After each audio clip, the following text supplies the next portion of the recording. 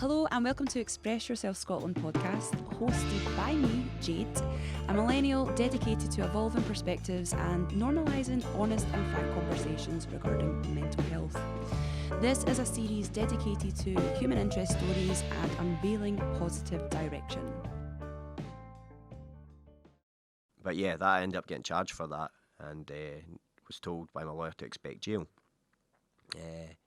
So that was bad news. Yeah, of course. And Shit gets real. I was like, oh, here we go, brilliant. Lost my licence for drink driving about the same time. So it was really coming to a head everywhere. Everything in my life was going wrong, ready to lose my job, drink. I was coming in being sick in the morning in my work because I'd hungover for the night before, turning up like half an hour late. Just not a really bad, bad place, with everything. So the drink, my relationships, my family were worried sick about me. My granddad actually sat me down and said, look, your grand's getting really upset with the police coming to the door. That hit me hard. My wee brother was worried sick about me as well. Stevie, who you probably know him now, was fighting at the other weekend. Yeah. So he was worried sick as well. Stevie was lucky; he got to learn from all my mistakes, so he turned out a pretty good guy. Good.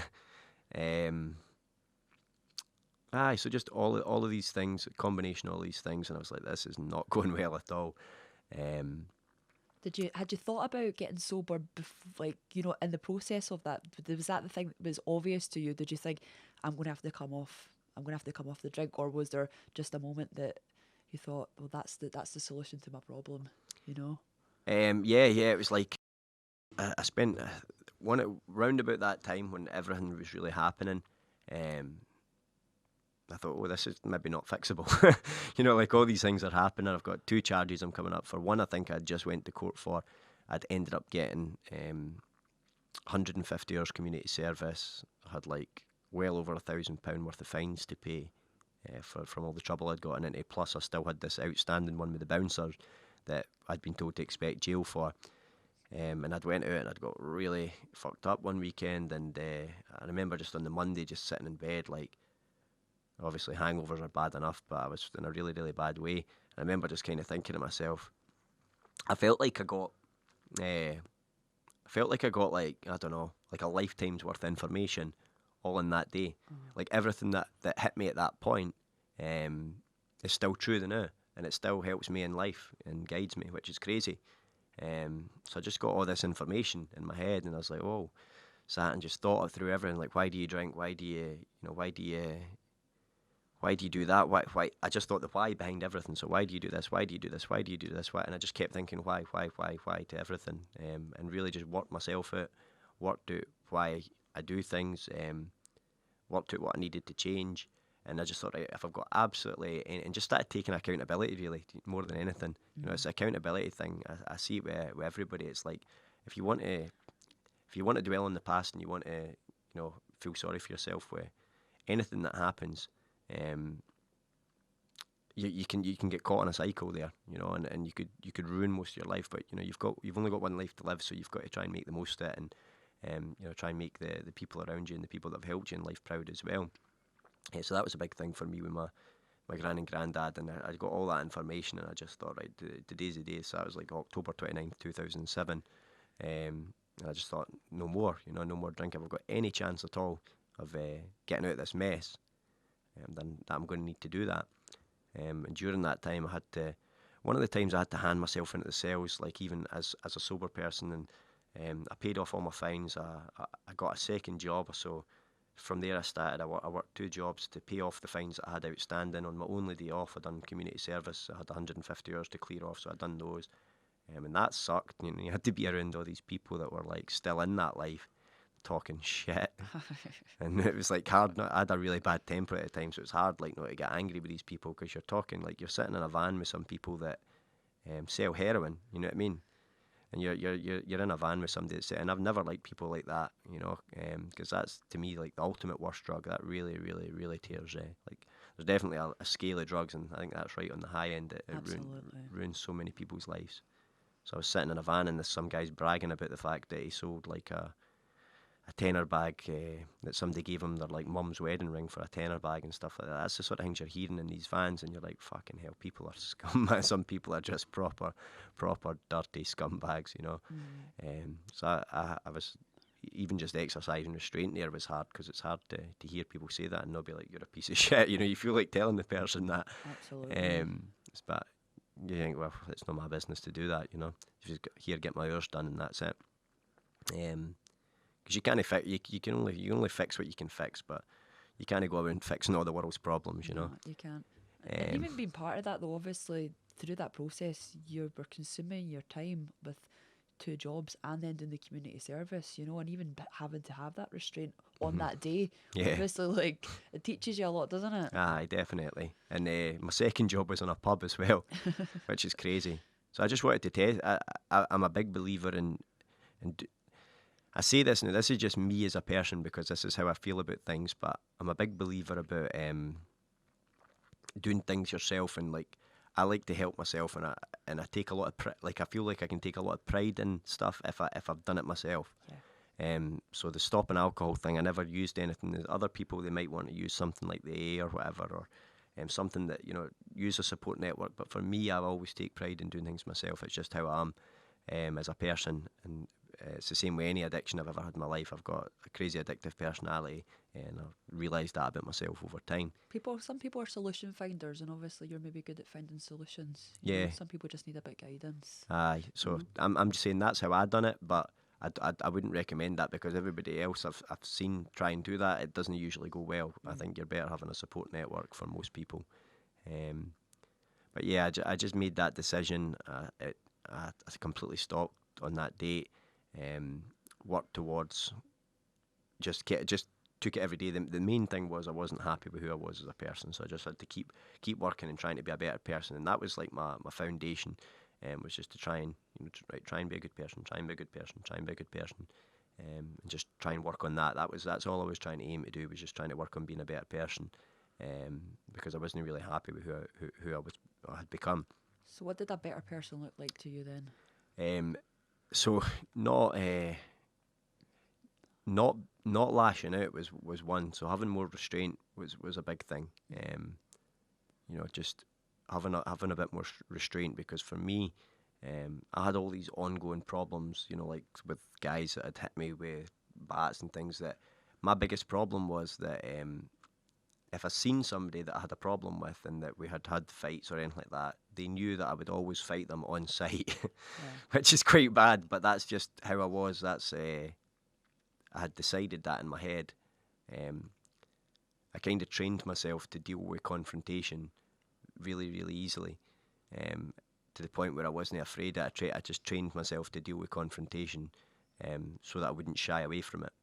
Because I figured that would give me an advantage over most people, because I wasn't particularly big or tough or anything like that, but I was hyper aggressive, and I wouldn't shy away. I was mentally really strong, but physically I wasn't really much bigger. I was quite a wee guy actually, but I just thought if I do it that way, that I've got more chance of being able to beat people in street fights. That's kind of how I looked at it. So the better person thing came as trying to resolve issues that I had, ongoing issues. So I thought, I don't know what I'm thinking about fighting in general, and at that point, and really, if you are attacking somebody, right, you probably think you can beat them up, and if you're beating up somebody, especially if that person is afraid of you or whatever, like attacking somebody or whatever, it's the wrong, like it's just all. I just think it's always wrong. You're going to always end up in the jail. So I had this weird thing where I thought, just try and resolve all your issues. Any problem that you've got with somebody, try and talk it. Like, try and talk about it. It was really weird. People must have thought I was like psychotic at the time, because if I actually bumped into a bunch of people, and I thought, right, I'm not going to shy away from it. If I've got a problem with somebody when I meet them, I'm actually going to go up to them and say, look, this is a problem that I've got with you.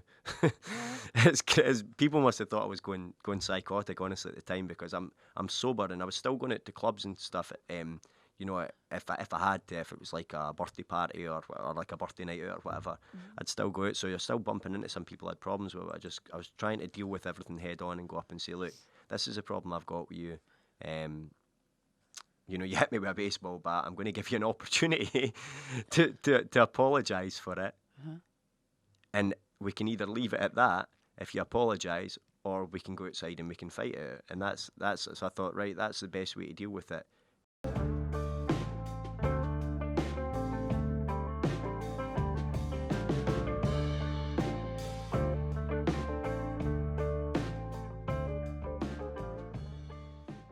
I'm going to give you an opportunity to apologise for it. Uh-huh. And we can either leave it at that if you apologise, or we can go outside and we can fight it. And that's so I thought, right, that's the best way to deal with it. And that way you're taking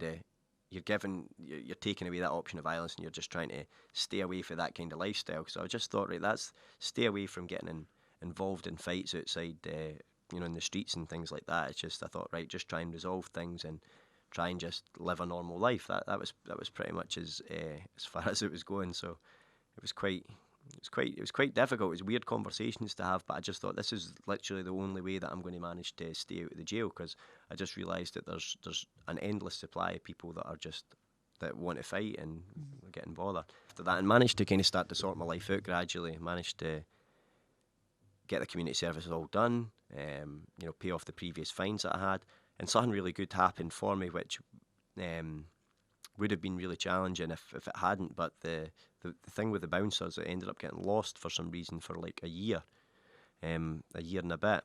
And during that whole time, I had became sober. I had changed my life significantly. I don't think I'd started even training martial arts at this point, but I had got a girlfriend who I ended up being with for like 9.5 years. And I just sort of tried to live a nice, quiet life, and spent a lot of time in the house with her, pretty much just watching DVDs and chilling out, and just trying to live a much more sort of quiet, mellow life, and that seemed to work for me. I managed to get there really. Everything started going a wee bit better. Really started to, but I mean, I was crazy run down because I was working like every day plus community service on my day off, so I was crazy run down. I never really had much time for my girlfriend, but the time I did get to spend with her was good. I enjoyed it. It gave me something kind of to look forward to in life, at least, because you need that. You need stuff. Everybody needs stuff to good things in life as well. You can't just work. Yeah. So yeah, I got to court for that eventually. I had to. It was weird the way the court thing worked. I had to hand myself into the cells prior to going to court, which was weird. Like the night before, I think they were maybe expecting me to go to jail, so that's why they wanted me to do that. So that was really weird as well, because I actually had to spend a day in the cells as well, like the night in the cells, another night in the cells, and The holding cell. and the holding cell as well, which was like, that was quite testing for my anger, because there was a couple of guys going, "Oh mate, you're on a yellow fella." They were saying it like, "Oh mate, you're on a yellow fella." It's like petition. When you're on petition, it means that you're pretty much guaranteed you're going to jail, and they're like, "You're definitely getting to jail," blah blah blah. And I was like, "Oh, this is fucking brutal." Shut up. Aye, honestly, I just thought, fucking hell, I'm trying to not be an angry person anymore. Do you know what I mean? But I had so much anger anyway in me, and that I had so much anger, and that these people weren't helping. And because it had changed my life when I went up, the judge actually, I was up, there was 2 charges, me and my co-accused, who was a friend of mine at the time who had helped me, one of the guys who had kicked the door and helped me out, and we both ended up being up for charges for it. He was up for the lesser of the 2. There was 2 assaults, there was 3 of us, 2 assaults, so 2 of us had to take the assaults. I took the more serious one because I felt that it was my fault that we even got into the fight in the first place. So that was kind of the way it worked. Like, I couldn't take all the assaults because one guy can't beat up a full staff of bouncers, basically, is the way that they're looking at it. So my friend had to take the lesser of the assault, and I took the more serious of the assault. Now, the difference was he had been in a lot of trouble in his life. He had been in a lot of, he hadn't changed his life in any way. Had been lifted several times while the court cases were ongoing. He was up for multiple other charges that were coming up. His life was still in the same. I'd completely changed my life at that point, and for a full year I had been best behaviour, had been in no trouble, had cleared off all my fines, had done all my community service in like record time. So by the time I went up in front of the judge, despite being up for the more serious of the 2 charges, My co-accused, he ended up getting 2 years in jail for a lesser charge than what I had, and I ended up getting a financial penalty because I was still in work as well. So that was crazy. And he actually, said it out. He said, I could feel like I remember being in the court even now. He was like, "You're." This was it was annoying the way that he said it because it wasn't what he said, but he was like, this was a vicious and unprovoked attack. That was fucking hard to take because it was definitely not vicious. It was vicious, but it wasn't unprovoked. They had all 4 of them were quite happy to kick me in the head when I was curled in a ball. They were all much bigger than me. Yeah. I was like a 18-year-old kid. But vicious and unprovoked attack, blah, blah, blah. But where it would almost certainly warrant a custodial sentence, that's what the judge said. But because of this, and this, I'm going to choose to give you a financial penny. And I thought, fucking brilliant. That's so good. I just thought that was not what I was expecting. My lawyer had told me to expect jail. I had even told my mum and stuff. I was like, don't come to court, I'm going to jail. Like, I told everybody I'm going to jail, so like I'll see you in a year or whatever. Yeah. So that's what I was fully expecting that. So that was like that feeling you must have got of relief and like actually you've been rewarded for your hard work over the past year as well, getting yourself straight in. Jail time would have could have spiraled. Could have put me the other way again. I very much doubt that I would have been able to go to jail and not come out like affected, and not come out with that same sort of I'm going to try and stay on the right track in life. Yeah. Because it's hard. A lot of it's your influences around you that change. Who you are a lot of the time and who you look up to, who your friends are, all these kind of things. So. I know. So that was that. That was that. Was that. So, when did you get into martial arts then? How did that come about? Who did you meet? How did it happen? Tell me everything. Cool. So that, for me, that was, we're now about a year down the line. I've now got that last fine to pay off. It didn't take me that long to pay it off. I'd been preparing for that. I then got a new job in my actual job, which was better hours. It was like hours that were just sort of Monday to Friday, the odd Saturday, but pretty much finished at 5 o'clock most days, so 6 o'clock max.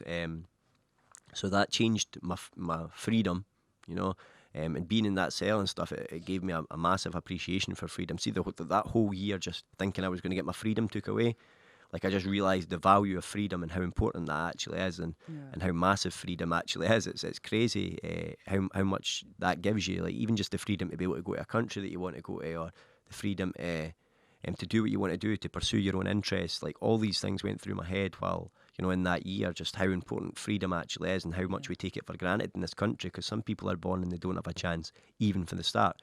Like there's some countries in the world that if somebody's born, and even if they work as hard as they possibly can for their entire life, they'll not be much better off than what they were when they were born, and they'll not be much better off than their mum and dad. But we're in actually a really good, a privileged position that actually if you work really, really hard, you can actually jump up like classes in life. You can jump up, financial. You can jump up and totally change your life, change your children's life, change your family's life. Very true. And I think everybody takes that for granted. Which is probably why I like so many foreigners, because I think foreigners tend to have that work ethic. Shout out to all my Polish friends.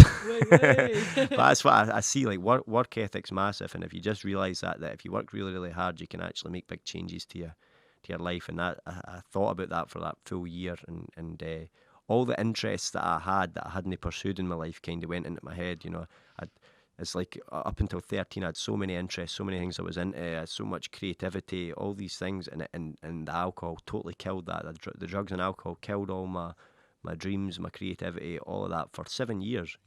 That's 7 years of my life that all of that got killed, because it just gets numbed for the drugs and alcohol and that aspect of your life. So, I just felt like I just got a second chance. Really, I felt like I was free rolling. I felt like I'd got a second chance at life, and I wanted to make the most of it. So, the problem for me was I sucked at almost everything that I'd ever done. I wasn't very good at. I was really good at maths. I was freakishly good at that. I got sent to all the special wee quizzes in primary school where I had to sit in a wee booth and like talk to people and answer questions really quickly and buzz and stuff like. Cool. So I was always really, really good at that. But that was one of the only things I was good at. I wasn't very good at much else. sport I wasn't very good at all. I was terrible. I was terrible at football. My dad was a professional football player and I was terrible, so that wasn't great. Every other sport I was terrible at as well. I even tried skateboarding. I enjoyed it. I mean, I can do an ollie now, but that's been like it's been like 20 odd years, so I'm not doing great at that either. But I just stuff that I was I tried so much stuff and I wasn't really very good at anything. The things that I was good at was I was always naturally really good at fighting. I realised that, and I realised that through my my background, I obviously enjoyed fighting, because when I looked at all these guys that were meant to be hard men in the area and stuff, and I wanted to fight them, I was obviously quite competitive and I just enjoyed the challenge of an actual physical fight. Even at school, I can always remember I was always happiest with my brothers when I was toy fighting with them and stuff, to the point where they'd get annoyed with me. I just wanted to toy fight all the time. Yeah. And despite being good at fighting, I always hated as a kid, I always hated the actual the dislike thing about fighting. So I hated that to fight somebody, although I loved the act of fighting, I didn't like that you usually had to dislike somebody and have a problem with them to fight with them. Yeah. So I loved the actual part of fighting. I just didn't like the let's fight because I don't like you part. So kind of just figuring myself out, doing a lot of thought about who I am as a person, what things I enjoy, and just really started to pursue all the things that I enjoyed in life after that. And one of those, so once I got myself sorted, I had this new job, I had better free time. I was able to give up the second job because the new job had more money. So I had all this free time, and I'm like, oh, brilliant, I've got like every evening free now that I can do what I want. And one of the times while I was doing community service, I'd bumped into an old friend of mine for school who had said to me, he'd started doing MMA. It was my pal Graham Kinross, and he said, yeah, I started doing MMA, and he was so passionate about it. I could see in his face how much he was like really enjoying it. He was like, it's the best thing I've ever done, honestly, man, you need to try it. And he was just like going on and on and on about it, and I was like, fuck. And I loved the MMA anyway, actually. I watched wrestling, so it stemmed for wrestling to Ken Shamrock, right? So Ken Shamrock was in wrestling. They called him the world's most dangerous man. You remember that at all? No. Nah, Ken Shamrock. They called him the world's most, and he used to snap. That was his whole gig. He used to go rah, and then he'd like ankle lock somebody and break their ankle all the time. That was his gig. How did the chick come out, man? He had his wee red pants. But it turned out he was actually a pretty decent MMA fighter in real life, and he'd fought MMA. He was okay. I mean, he's a bit crazy now, but he was one of the original guys. He fought Tito Ortiz and stuff, and his brother was a bit better than him, Frank Shamrock. So I'd bought like an old game for the PlayStation 2, and at the time, during my whole mad stage, I'd watched this DVD, and I thought that looks absolutely amazing. Like I would love to do that one day. But I just didn't think that it was possible to do it about this area or anything like that, or that was even MMA wasn't even really popular at the time. Nobody really knew what it was.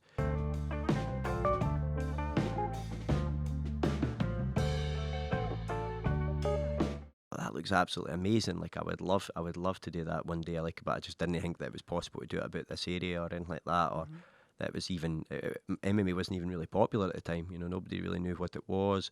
Used to get it the odd night on Bravo, but it was like sporadic. There was no schedule to it or anything like that. So you'd maybe catch the odd clip on the internet, but internet was pretty slow then as well. So remember the dial-up. Aye, so trying to get a video was really difficult. But really, you had the DVD or nothing pretty much. So I watched the old Pride DVDs, and I thought this is brilliant. It really started getting me quite interested in it. I thought, right, I'm going to try this class and go down and see if I can do this MMA. I'm going to backtrack just one wee second, because there was a couple of things that really helped me as well. I've always read books, right? So a bunch of books helped me in the autobiography of Malcolm X. So I read that one, and while I was actually still drinking and taking drugs, I always read loads and loads of books. It's just something I get quite obsessive with stuff. So I used to read loads of books, but. Autobiography of Malcolm X, I seen how bad his life was, and I seen that he was able to turn his life around, and that gave me a bit of hope to turn mine around, because his life was like way worse than what mine was. Even though mine sounded bad, his was even worse. And then the other thing was the art of war really helped me with strategy and dealing with things. Strategy and just interactions and understanding. So I didn't just naturally innately have an understanding of why people do things, but the art of war kind of helped me understand why people do all these kind of things. So Very interesting. I read that a bunch of times. The Art of War, and same with the autobiography of Malcolm X. I read that like twice because it just it helped me massively. But sometimes you just need to see that actually people can turn their life around to make it to be able to say, right, actually I can do that then. Yep. And that's what gave me the inspiration to really try and help myself, and realising I was young as well. So I thought, at 20, I thought, even though I felt old at the time and I felt like my life was ruined, I was like, if I stop now and I start changing, it can definitely change. It's mad to think that's like 12 years ago now. I know. It's crazy, It really is crazy.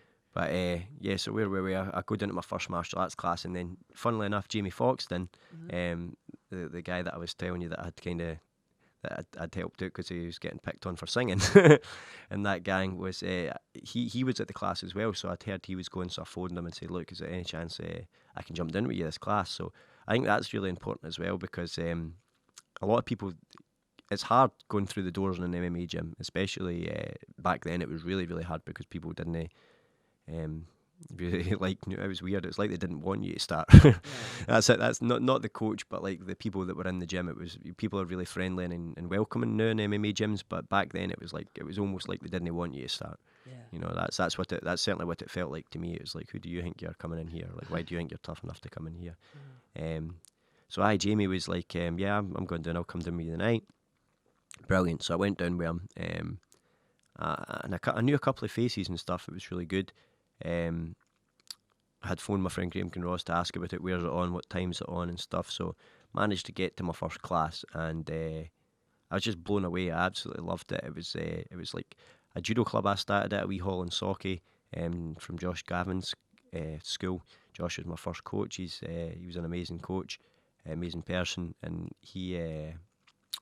I went down to his club, and he had loads of judo black belts and stuff on the mat. Some were really, really big. Some were wee tiny old men, with grey hair that were and every single person on the mat. I'd done some rolling, and part of the class was doing some jiu-jitsu essentially, or grappling, rolling, whatever you want to call it. And I got my ass kicked for everybody. So I was going in as a wee guy. I thought it was tough as hell. I thought it was really, really tough. And I think toughness is kind of different from ability to fight. People people don't really separate. They're like, oh, he's tough. Tough is a good thing, but it doesn't give you an ability to fight being tough. It just misguided. it just means that you can, that you can take damage and keep going, or you don't quit easy, kind of thing. Okay, yeah. So that's probably what I'd class as being tough, but I actually had zero ability to fight. I just thought I did. Compared to people in the streets, maybe I had decent ability to fight, but compared to people that actually knew how to fight, I had zero ability. Other than just trying hard, but I was trying hard with not knowing what I was doing. So I was getting my ass kicked big time, just submitted over and over again, and they were being nice, they weren't like being nasty. They were actually probably submitting me as little as they possibly could. Yeah. But I'm coming at them hard, so they've got to kind of tap me out and try and like, okay, this is what happens every time you go hard, you're going to get tapped out. That's pretty much how it was working. So I just found it so humbling, so humbling to get my ass kicked like that. I felt like I'd never lost a street fight at that point. I'd been involved in some dangerous situations, and in my head I just thought like it was the whole ego thing, because in my head I was like this I was this tough street fighter, which is mad, because it's just crazy, the whole street fighter thing. It's just mad because I thought I was a street fighter, do you know what I mean? But I just got my ass kicked big time, and I just thought to myself, like, this is totally different to what if this happened to me outside. Like, my ego would actually, because everybody's got an ego, and I certainly still had one, and it just made me realise, like, oh, I'm not who I thought I was. Like, I thought I could fight, and I thought like I couldn't lose fights and stuff like that. This weird delusional belief in myself, and it was totally delusional. That's part of being young as well, though. It's really is. It's crazy. So I got my ass kicked a lot for about a year, but I know a few things about myself. So like, knowing yourself really, really helps. I know that I learn. I know that I learn good. I've always learned good. I learn from my mistakes good, and I'm pretty good at learning. I've always been a good student. If I choose to get into something, I can always I can study it really, really quickly, and I can anything that I've put my energy into, I've always been able to complete quite quickly, or I get quite an obsessive personality, and I'm a pretty good student. So I thought, right, okay, I know that. I know that I can endure, because of the things that had happened in my life. I feel like I can endure quite easy. Um, I'm not overly ever been worried about pain. Like, pain doesn't ever bother me. It never has. I've experienced a lot of it, and it's unless you're either out cold, or your arms broke, your legs broke, or there's just pain. Pain shouldn't actually even be a factor, to be honest. So I know that I can deal with pain, no problem. And I know that I'm pretty resilient. I'll just keep coming back. And I just thought, right, that's it. And just the whole judo ethics and mentality, it was just amazing to be around that whole environment, and just seeing the respect that was shown by everybody, and even bowing on before they going on the mat. And there's a hierarchy with belts and stuff like that as well. And they really, really press that in judo, and the way that they treat each other, and just the whole culture was amazing to be around that, and just to see it. And I just felt so fortunate to have started at that club. It's I've still to this day never really seen anything like it, to be honest. It's just a great environment to be in. And I spent about a year getting my, I picked up stuff quite quickly. I did pick up grappling quite quickly. I started hitting submissions on some good guys quite early. I've always had a natural ability for grappling. One of the fighters actually said that to me in my first ever sparring session. He's like, I hit a submission on a guy that was already a pro fighter, and the guy was like, "Oh, you see, have you done any of that before?" And I was like, "No, not really. I've done like one class." And he was like, "Oh, you can tell you've got a natural ability for it." And I thought, "Oh fuck, thanks very much." I think that was my first compliment I ever received in martial arts. I just kept building for there, just kept working at it. I was just so, do you know what? I was just so glad that I found something that I loved, a sport that I loved. I'd never found a sport that I'd loved. I'd tried everything at this point. I'd tried football, I'd tried rugby, I'd tried basketball, tried all these other sports. I'd tried pretty much everything, and I didn't like anything. Yeah. But I was just so far. I was like, this is what I've always wanted to find. I just loved it from the start. I just kind of started to build from there. So what did you gain most, would you say, like, from being in that environment, like, intrinsically? How did it sort of mold you as a person? I think it gave me an outlet for my competitiveness, because I've always been a hyper competitive person. I've just never really knew how to have an outlet for it. Mm-hmm. So I just thought, right, get better, turn up, get better, turn up, get better.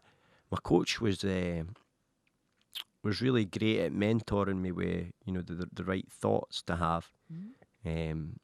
And I read the Art of War. I've read that over and over again. That gave me the right thought process to kind of have. And I think it definitely helped having the background of the amount of violence that I'd been involved in street fights and things like that, because the way I look, once I started to realise, like, shit, you probably should have been dead by now, I realised, well, do you know what? When I looked at MMA, I looked at it like, oh, this has actually got rules. Like, I didn't look at it like some people look at MMA and think that's like a crazy violent sport, whereas I didn't really look at it like that. I looked at it like, this is a really tame sport, and a great way to channel. I didn't look at it like being that violent. I kind of look at it as violent as it is. I kind of looked at it as, well, this is a lot better than what I'm used to. Yeah. You get to prepare for the person for 8 weeks.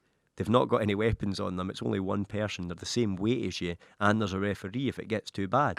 So that this is actually like really, really tame. And in my head, as mad as that sounds, I thought this is brilliant. Mm-hmm. And I just, right for the start of it, this is something I could really get into, and then just learning the fact that there was so much technique involved and everything, and just kind of just properly fell in love with every individual martial art. Just really studying every martial art and properly understanding how they work. And I was really grateful that I started all martial arts at the same time as well, because the biggest mistake I see a lot of people make over the years is that they favour one martial art rather than the other, so they're blind to other martial arts. And a lot of people are guilty of that. I've seen it so much. A lot of traditional coaches become guilty of that, because they just believe so much in their martial art because it's brought them whatever so much in life, or you know, or that they've just spent so much time on it that they refuse to give other martial arts the credibility that they deserve. But I started everything, and I don't have one preferred martial art that I love more than others. I love mixed martial arts. I love all. If something works, that's it. That's all that really needs to matter. Is if it works, then you should use it. You know, if it doesn't work, then you can discard it. And it's like, I'm pretty sure Bruce Lee said the exact same thing, but without even hearing that just seems like, well, that would be the logical thing to do when you actually look at it. And then I started loving martial arts even more when I realised it was like very much like maths. You know, it's exactly the same. It's jiu-jitsu more so than anything, or grappling more than anything, but it's just a series of choices and probability and stuff as well with the submissions that you do, and it's something that you could literally put your life into, and you would only be halfway to learning it. It's crazy. It's just an endless game that you can never complete.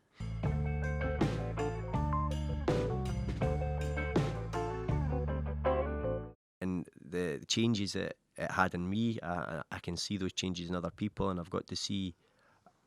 it's not just about being a champion or whatever else. Like, we had so many great guys. See, that first gym that I started training at, we had guys that, you know, probably had the mental handicaps and stuff as well, that were there, and they were part of the team, you know, and they were treated as everybody's treated as equals, and everybody had a laugh with each other, and it gave people a sense of belonging and purpose. Guys that wouldn't have had anything else in life, you know. One of the guys that I actually trained with us at that gym, he was like an older guy who definitely not all there. I couldn't say what his condition is, but good person. But I knew him from when I was like 13, 14, and he used to still drink in the streets with us, right? And he was just like taking loads of drugs and drinking stuff like that. But yeah, he has some kind of condition, some kind of mental condition anyway, and probably shouldn't have been out in the streets anyway. But when he found judo, like it actually gave him something to do with his life, and he just goes and turns up to judo, and it's purpose. It just gave him a bit of purpose and stuff, and you just see that with so many different people. So no matter what your goals are, it doesn't have to be that you're trying to be the best in the gym, or you're trying to be, you know, a world champion or anything, or you're just trying to better you, and that's the biggest thing, is just concentrating on being a better version of yourself. You know, that way you don't get too caught up, because it's easy to get bogged in, and then it gets even better when you realise that transfers to life. But it takes you years to realise that as well. But you're just trying to be a better version of yourself. You know, in martial arts, just boom, try and be better than I was yesterday, try and be better than I was yesterday. Because if you, like, when you start as overwhelming, you look at all the guys that are so good, and you think, I'll never be as good as them. But a big thing happened for me when really early on, and I realised how powerful it was. One of the big athletic guys was kicked my ass. You know, he tapped me out like 8 times in a round, and went away to work for a few months, and then come back. And I'd got better in that time, maybe even 3 to 6 months or whatever. He came back, I'd got a lot better in that time, and I tapped him once. He didn't tap me at all in that round. And I realised like how much it actually, just if you just practice and practice and practice, you just get better and get better and better. And that was a big thing for me, because he was much bigger and stronger than me, and I realised that technique actually beats everything, you know. And that's, so it's just all cementing my learning, cementing my beliefs, and you just grow and grow and grow for that, and you've just constantly got to keep yourself in check, and just testing yourself. Like, it's all about kind of seeking truth about your ability. A lot of guys kind of live in this.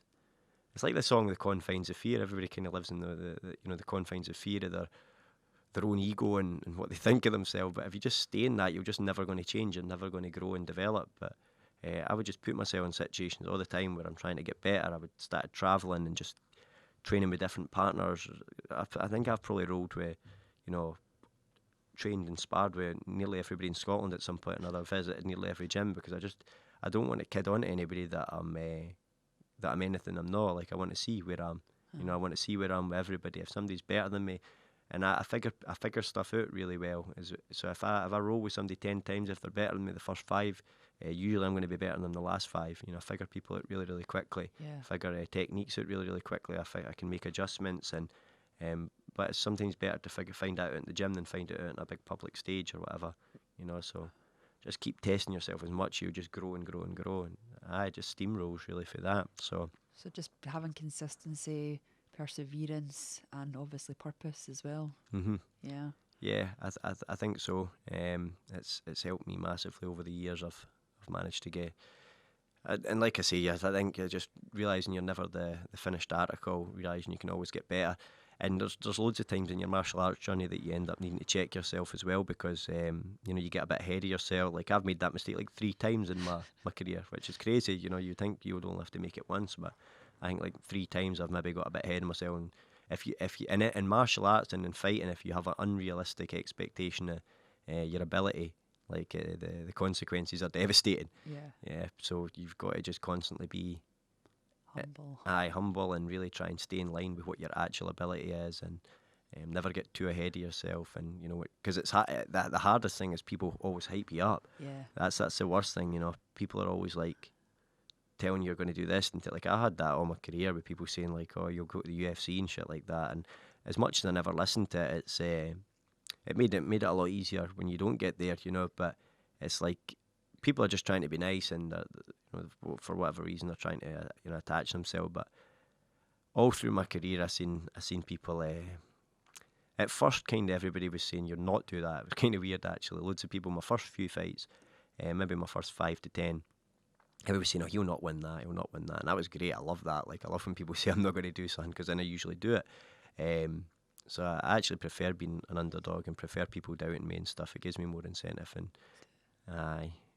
but I had lots of that, and then it was just funny because I just seen all the same people that were saying that I couldn't do this or that, and then suddenly they want to support you, or they're saying that you are going to do it. It's just like, well, whatever. The only people's opinions that ever mattered to me in those situations was my coaches or the people close to me, and the people that really know martial arts, because it's a big minefield, and if you pay attention to what people think, you've just got to know yourself. You've got to know yourself and have a few people that opinions you care about and that you can go to and ask for advice if you're maybe struggling with something. But if you were to take, and that's with everything, if you were to take everybody's points of view on board, or what everybody, if people are projecting their own thoughts on you, you know who you are. People can't project. It'll be the same with everything in life, Yeah. So in terms of like martial arts, and you're a millennial male yourself, so how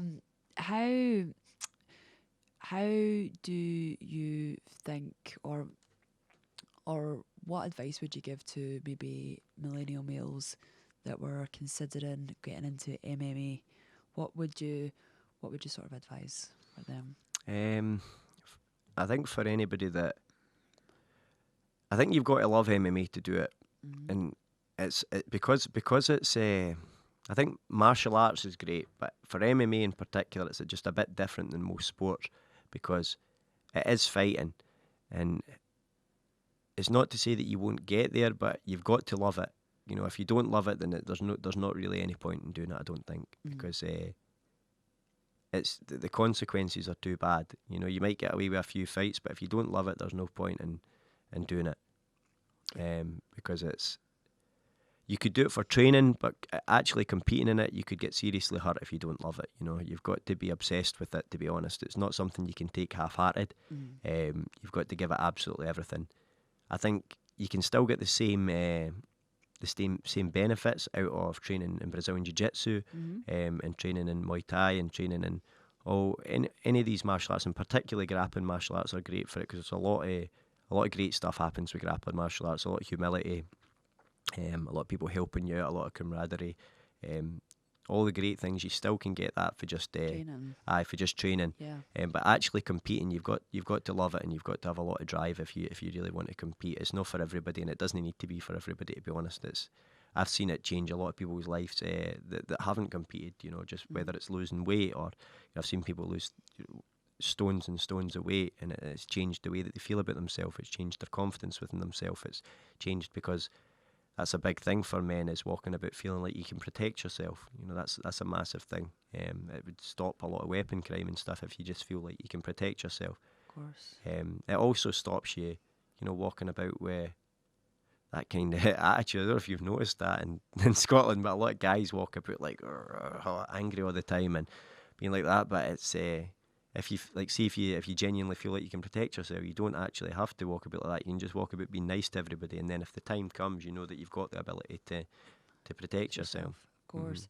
And I suppose that all sort of flows into like that sort of toxic masculinity, that way of thinking you have to be a certain way, you have to maybe have this tough guy exterior, you know, like even The Cure got it back in the day, like boys don't cry, you know, and just that whole process of having to fulfill a certain role in life. But it's true what they say, like if you know the power of your bite, then you don't really need to bark. Absolutely. I think that's massive. It was funny. I was just at a fight show. I was at a fight show with some of my students, which is, you know, that kind of shows you where I'm at in the journey just now. And I was pointing people out to them at the fight show. It was at the Mary Hill one recently, Evolution of Combat. I was pointing out characters to them, and some of the people I was pointing out are probably some of the most dangerous people that's ever lived in Scotland. You know, absolute killers. If you were to fight with them, you know, it would not be worth your while. Yeah. But they're some of the nicest people I've ever met in my life. You know, I was like pointing out, like, I was like, that guy there, I was like, that's Guy Ramsey, right? And he's got, you know, the grey ponytail and stuff. One of the nicest people you ever meet in your life. He would cut you to bits with his elbows and knees, you know, if you were to get on the wrong side of him. But he's just an absolute gentleman. You know, just I was pointing out all these different people, and it was like Dan Hope, who runs the show. I was like, that guy there, he runs the show. He's a really nice guy, family man, fisherman, absolute gentleman. Probably one of the worst rounds of MMA sparring I've ever had. He's fucking horrible. He gets on top of you. You know, you would not want to get on the wrong side of that guy. You know, there's just pointing out how. So the contrast here, like all these people, they're super dangerous, but they're the nicest people you're ever going to meet. And I think just because you're surrounded by so much of that in the MMA community, and it'll be the same in Scotland, but the same everywhere you go. In fact, I know for a fact it's the same because I've now trained all over the world, and I know that the most dangerous people are always the nicest people. It's crazy because they don't need to walk around pretending or anything like that. I was laughing. Callum, my best pal Callum, went down to train with, you know, Big Tom Blackledge and stuff down south. He was one of the first UK guys in the UFC, and he was telling me that when he went down to the gym, one of the boys, a big guy called Clampy, gave him a kiss on the lips. Went up to him. Because even to this day, if you go to a new gym, you're a bit like, oh, I don't know what's going to happen here. Like this could be, even if you're friends with the guys, if you're sparring people you don't know, sometimes it can get a bit like alpha-ish, you know. But Callum was just doing it training and stuff. But I was laughing because I had asked Big Clampy about it when I ended up on another show where I was competing, and I was down talking to the two of them, and I was saying, Callum was saying you gave him a kiss on the lips when he was down there. It's like he just started laughing. He went, aye. He says, aye, mate. He says, I just wanted him to feel comfortable and let him know that we are just like good guys. Do you know what I mean? Like I just wanted him to know that like there's no nerves or anything like worth having here. It's just, you know, and these guys are elite fighters. You know, they're in Bellator, and Clampy's like fought at the highest level and one of the best grapplers in the country, and Tom, one of the best MMA coaches in the country. These are all guys that are like literally, you know, top tier, the 1% of the best fighters in the UK, you know. And all of the people that are like that are at the very, very top level are gentlemen. I've never really met anybody that gets to that level that's still an asshole.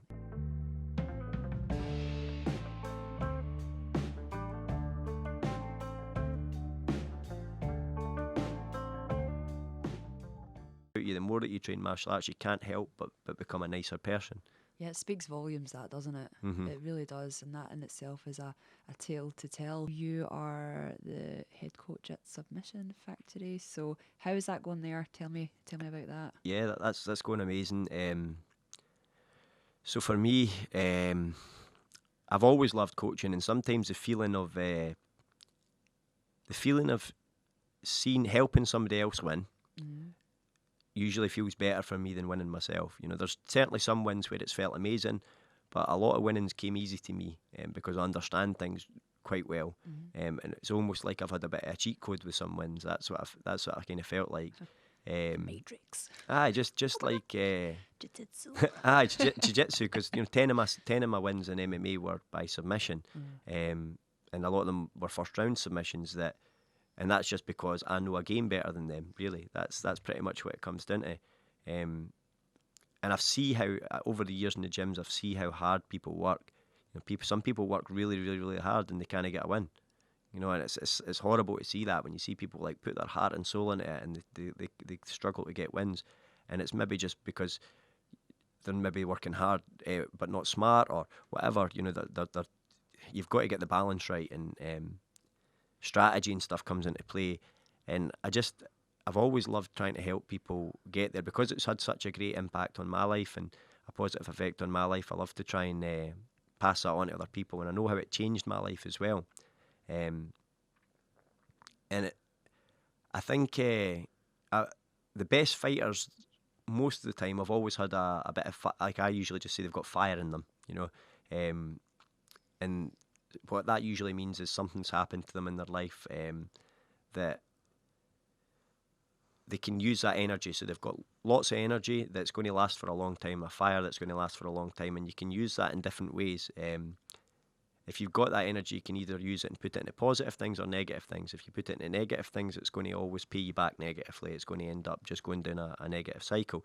If you put your energy into positive things, it pays you back with positivity, and that's pretty much how I feel like energy works in general. When I see that in somebody, it's important that they use that energy because it has to go somewhere. It could be anything. It could be your friend's died. It could be something's happened in your life. Anything. Trauma. Trauma's a big one for most people. But you need to do something with that energy. And you're better trying to use all that energy and put it into positive stuff because the opposite's not good. So some people, I've noticed it with fighters over the years, some people's never goes out really. It definitely dulls the more fighting that you do. Mine certainly did. Like I've no badness in me anymore, to be honest. If I compete in MMA again, it'll just be because I love competing.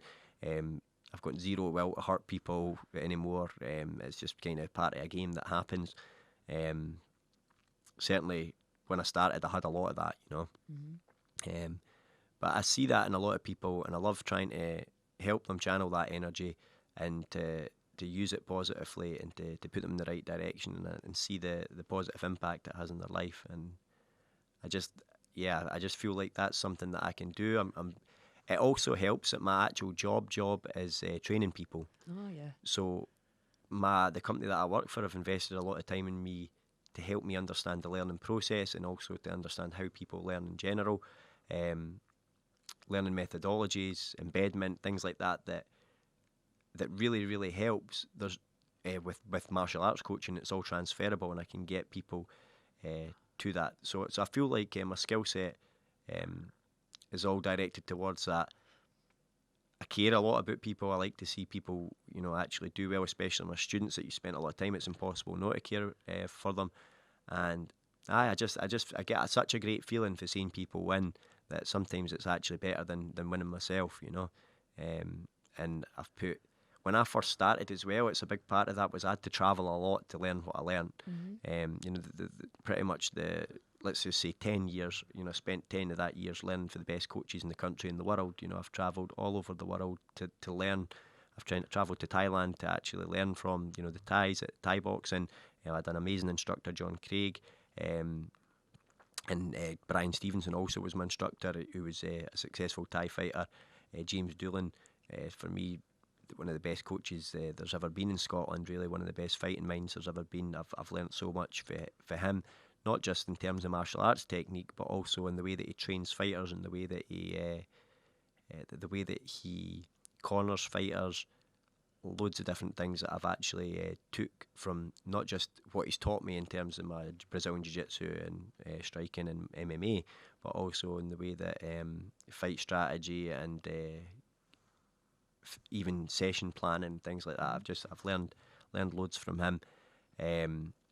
I've had some just amazing instructors over the years, and I feel really, really privileged to have seen all these great aspects, some really great people and some of the pioneers of martial arts in Scotland and some of the best guys in the world. I've been over to America training regularly with Jeremy Fields, and he's a really good friend of mine as well. and just kind of seeing how everybody does things, you know, just trying to take the best bits that I see from everybody, and then I've spent all that time and energy travelling to get that information, and I can now put all that information into one, you know, into one person and give it to people. You know, I can give it to my students, which is something I never had when I started. You know, when I started, I've had some amazing coaches in lots of different disciplines, but when I first started, you know, you had to go to different coaches for different things and to learn each game. You know, boxing coaches, Muay Thai coaches, judo coaches, wrestling coaches, Brazilian Jiu-Jitsu coaches, MMA coaches, and mixing it all together, strength and conditioning coaches, learning about nutrition. You know, I've spent my last 12 years studying all of that stuff to the point where I understand it really, really well. And now I get to give that to my students so that they don't have to go about searching anything they want. I can give them the answer. And I've got a great support network. If it's something that I feel like I need further help with, I can always, I've got people I can ask as well. Brilliant. Honestly, it sounds amazing. Where is the Submission Factory based then? So it's based out of the Scottish Martial Arts Centre, which is in Tillabuddy. I've only just really started pushing that branding, but the way I seen it is I've spent like the last 2 years building that team, getting them to a place where I'm ready for them to compete, because one of the biggest mistakes I've seen from people over the years in martial arts is putting people in too early to tell folk they're a coach, and or to sell shows, to whatever. I've seen people do that so much, and it can put people off martial arts. I lost my first 2 fights, you know, and I think when you look at a lot of people, I would rather put somebody in late than early. You know, it's just their health's on the line.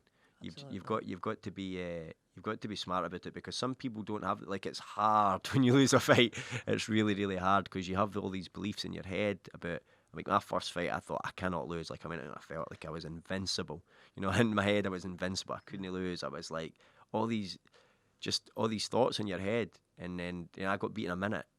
It's the only time still to this day that I got submitted in MMA where I tapped out in a minute, you know, and it took me like 7 years to get that guy back. But I got him back in under a minute by submission, so that was fine. But it took me 7 years, so it's like if that could put somebody off, and I think it's really important to make sure that people are more than ready. You know, they're going in there in front of all their family and friends. It's a traumatising experience if somebody was to lose badly. You know, there's big health implications in MMA. If somebody's going in there gambling with their health, they need to be fully equipped to defend themselves and to be able to give a good account of themselves at the very, very least. You know,